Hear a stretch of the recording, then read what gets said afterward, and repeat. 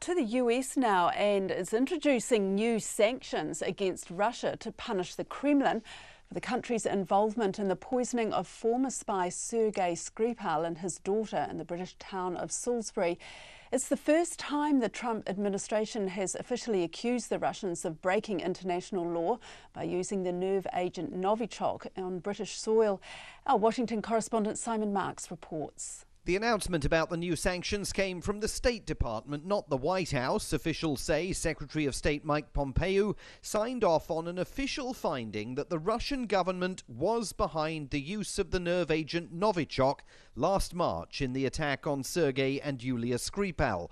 It means the Russians have broken laws on chemical and biological weapons use, and that has consequences, sanctions that could impact millions of dollars of Russian exports of goods deemed to have a national security purpose.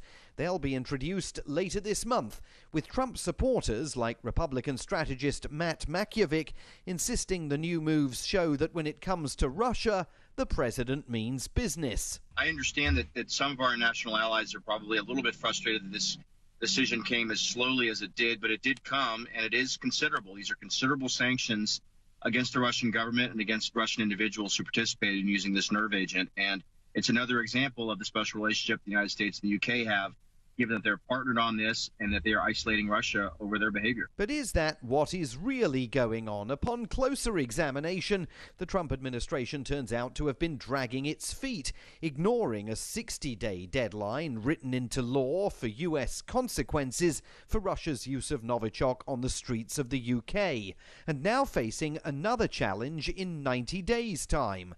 By then, the Russians are required to have provided a guarantee that their use of nerve agents will cease, and also to open some of their facilities to inspectors. If they don't, much heavier US sanctions are required by American law. Meanwhile, in Moscow, we have agreed and we have invited members of the Foreign Relations Committee of Russia to come to the United States to meet with us in Washington. Senator Rand Paul, a Republican, carrying a letter of introduction from President Trump recommending him to Russian President Vladimir Putin. And like the US president, certainly not sounding like a man who thinks the Washington-Moscow relationship is in deep trouble. I think this is incredibly important, and those who believe in either country that we should not have diplomacy are greatly mistaken. From President Trump himself, there was not one word about the new Russian sanctions, fueling the notion widely shared in Washington that he doesn't really back them.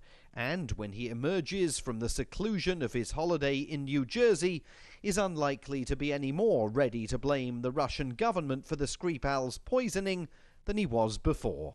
Simon Marks in Washington.